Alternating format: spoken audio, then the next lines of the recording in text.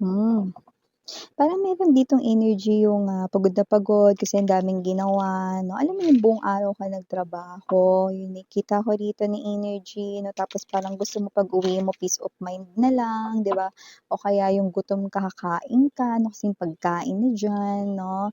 Okay, so yun yung setup na gusto sana nitong person na 'to na lumitaw dito 'no, pero pagdating niya 'no, yung kasama niya sa bahay 'no, hindi pa siya napaglutuan, wala pang pagkain o kaya siya pa yung mag-aasikaso ng kakainin nila, na so whatever the case may be, parang pagod na sa daily life, sa daily routine, 'yan na alamin natin dito, okey. Naku, nandito ang world card energy nakita ko at nasilayan. So ibig sabihin, may energy rito na parang gusto niya ng tapusin ang ganitong klase ng, sitwasyon 'no. Nag-iisip na mga mare or pare. So, alamin natin kung ano itong klase ng specific situation and who is this person waiting here. Because I'm sensing lots of energies. Could be more than two energies. Let me see.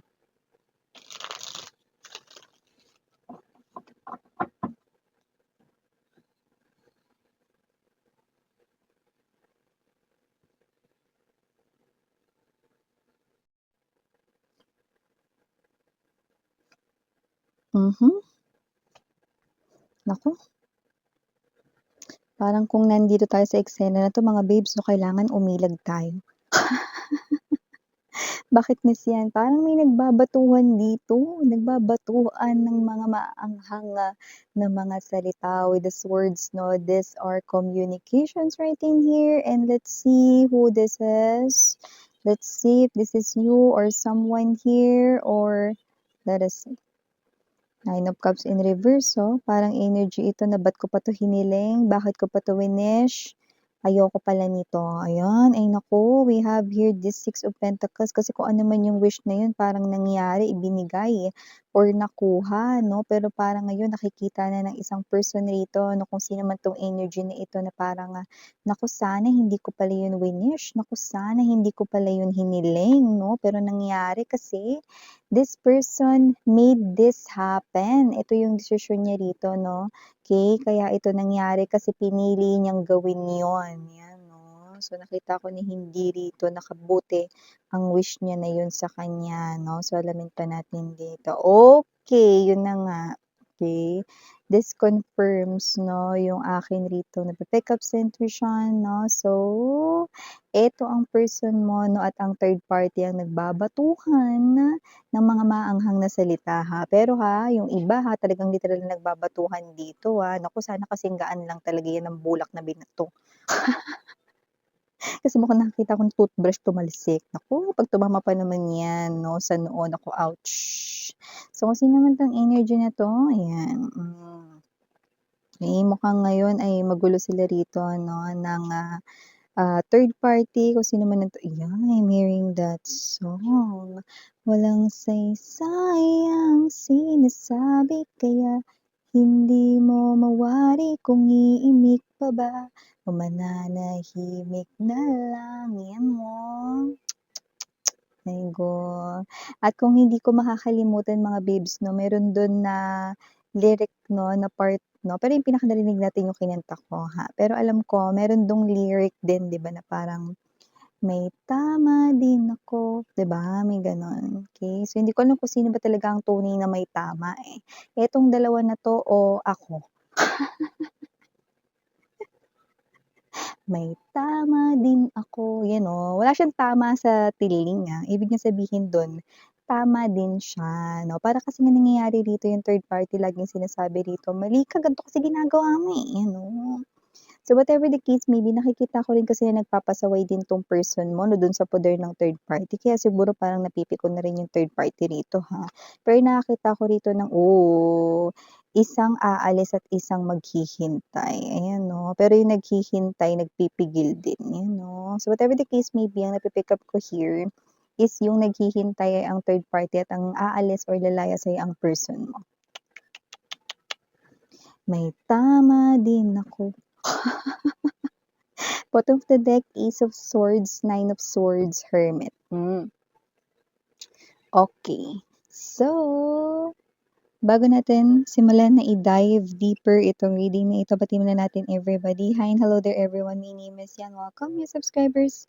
Ito iniisang buyers ko po yatos. Maraming salamat at kung di nyo pa alam, may pa tayong main channel ng The High Priestess. Link down below lang sa ating description box. So if interested, i-click lang yan para makarating po kayo dun. Araw-araw nag-upload po tayo ng collective readings for all signs there at reading na rin per zodiac sign. At tandaan na rin ninyo na wala tayong gender dito, babae, lalaki, LGBT. Lahat ay welcome. Possible din po mag-switch ng roles dahil general reading ito. And at the end of the day, everybody, meron po kayong free will na free mong gamitin anytime, anywhere. Timeless din tayo, pwede nangyari na po. Sa iba naman nangyayari na ngayon. Sa iba ay mangyayari pa lang, kaya naman, just take only what resonates. But here, malinaw na malinaw dito, no, sa kainitan at sikat ng araw sa labas. Na itong dalawa na 'to 'no, ang init rin ng kanila ritong bangayan, maanghang na mga salita ang kanila ritong palitan, taray parang flip-top lang. Oo, talasikan ng laway ito, baka literal sila ritong nagpi-flip-top, 'yan 'no. Sa mga hindi nakakaalam ibig sabihin ng flip-top, 'yun parang rap 'yun mga babes na magkaka-rhyme, 'yan. So kung sino man 'to 'no, na nagtatalong ito, walang iba kundi ang third party at ang person mo. So pinakikita rito 'no, ang eksena sa kanilang buhay ngayon.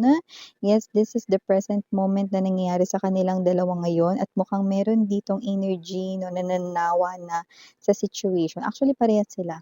Kasi parang nagpapasaway din yung person mo, kaya parang nagagalit rin yung third party on the side. Pero with the Nine of Wands energy, walang parehas na gustong magbaba rito ng pride. Parehas mataas ang ego, parehas rito no na ayaw magpatalo, parehas dito no. Na, alam mo yung ay mataas yung ihi, no? I'm getting that praise. Bahala na kayo 'no, kung ano ibig sabihin nun, pero parang gano'n din ata yun 'no. So, just take only what resonates. So, with this Nine of Cups energy in reverse 'no, they both want this dati. Okay, but this is unhealthy desire. This is something here na hindi dapat nangyari because this is cheating. This is panloloko, this is panlilinlang, this is pakikiapid sa iba, no? Lalo na yung iba sa kanila rito ay asawa ninyo at legal kayong kasal. At yung iba naman maaaring hindi kayo kasal, pero ito naman yung bigla mo rito nga boyfriend na or girlfriend na nagsabi rito, no, na cool off daw kasi ganto ganyan, no? Yung pala may iba. So definitely, nag-lie sa inyo ang taong ito para mapalitan niya kayo dito. This person went into that other options, but it looks like no, your person ay realizing the grass wasn't greener on the other side, and it looks like hindi nga. Okay, but excuse me, yung person mo ay hindi rin naman perfect. Kaya nakita ko dito yung person mo nagpasaway din dun. Kaya nakita ko dito na parang nag-visit din yung third party sa kanya.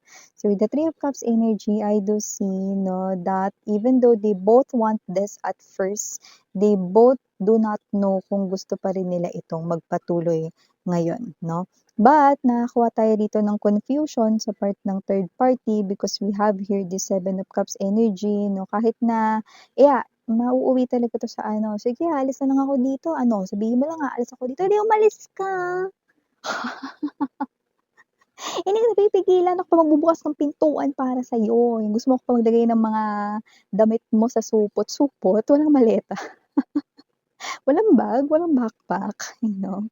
So whatever the case may be, yan, okay. Pero sa kabilang banda, nakita ko yung kanilang pagkakaiba ng energy.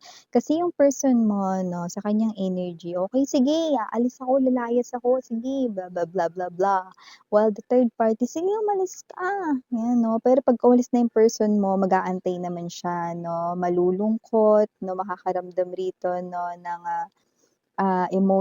yung emotional swings, no, na nami-miss niya yung person mo, i-chat ko kaya, i-text ko kaya, no, pero sa kabilang banda, hindi ko gagawin because this is resistance as well.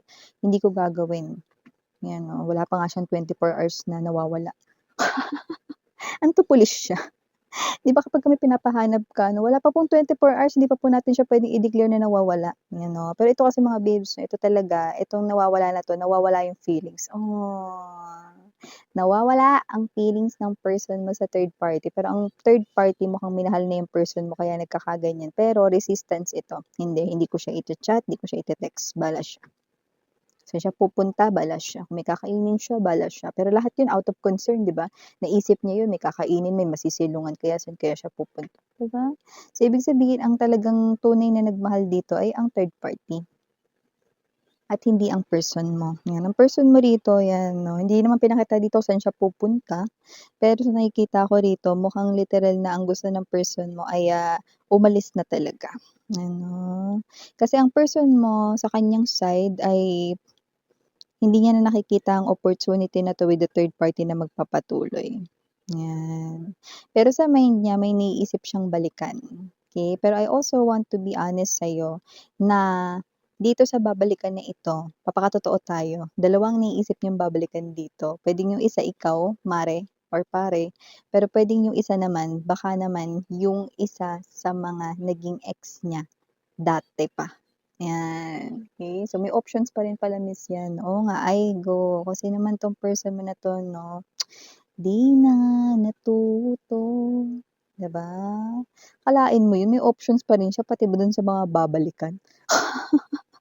Ego 'no, sarap yung 'di ba? So, kasi naman 'tong energy na 'to, nakikita ko dito with the Ace of Swords energy, yun yung iniisip niya instead of going back, wala sa options niya yung going back with the third party. None of the options, 'no? So, with the Nine of Swords energy and the Hermit, nakikita ko dito na mare-realize niya rin dito, 'no, iisipin niya mabuti daw kung sino yung dapat na balikan, 'no? So, if kasi ganito yung gagawin niya, once na makapag-decide siya, no, because I'm seeing him or her, 'no, picking up his or her phone and sending a message, 'no. So, if ikaw yung sender niya dito ng message then, this person here, 'no, ikaw ang kanyang babalikan dito, 'no. Pero hindi ba mangyayari Miss Yan na dalawa kami na se-sendan niya ng message, hindi, only one. So, if ikaw yung kanya ritong hindi mo nakita diyan Miss Yam? Hindi, eh, kasi ngayon malabo pa, eh, clouded pa yung kanyang emotions and feelings. Ang nakita ko ditong pagpipilian, ikaw, yung isa sa babalikan, A, yung B naman, ewan ko sino sa ex niya yun na dati pa. Okay, so whatever the case may be, just take only what resonates, 'no? So, kung ayaw mo yung feeling na parang, "Ano ba 'yan, kailangan pa ba niyang isipin 'yun? Kailangan niya pa ba akong ikumpara dun sa kung sino yung isa na 'yun? 'Di na lang siya bumalik." Oo nga, 'di ba, nakakabwisit. Hayaan mo nga siya, 'wag mo siya isipin, okey? Hayaan mo siya, okey? Ngayon basta nakikita ko rito 'yun ang kanyang, iniisip ngayon, okey? Kaya ako parang iniisip mo na happy-happy sila ng third party. Naku hindi, mali ka diyan mare. Mali ka diyan pare, anong happy-happy? Tignan mo nga 'yan 'no. Alam mo kung nandiya-diyan tayo sa eksena, malamang kailangan nating umilag 'no, kasi may mga nagliliparang mga flying objects diyan.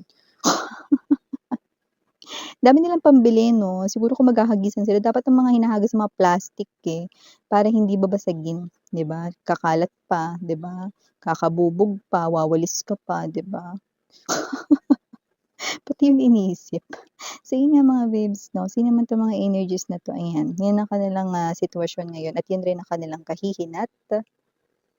So yun 'no, tingnan natin dito 'no, ito ang ating mga initials na nakikita.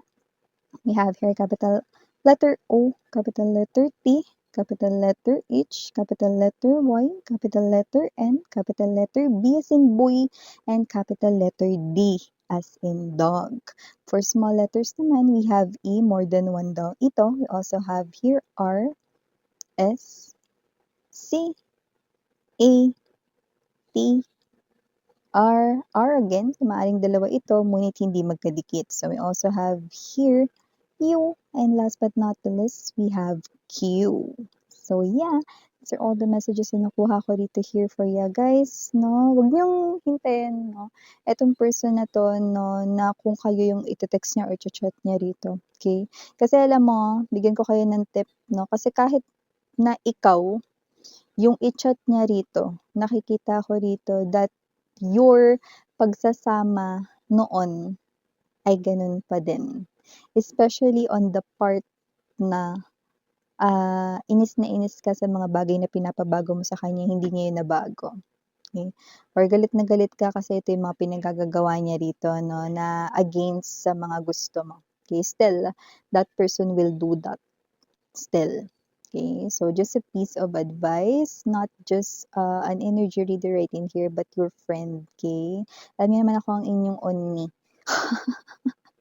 for the girls, no? And Duna for the boys. So yeah, these are all the messages I'm leaving this sa inyo, guys. Thank you again, and Miriana and me, Sarang Love in Light.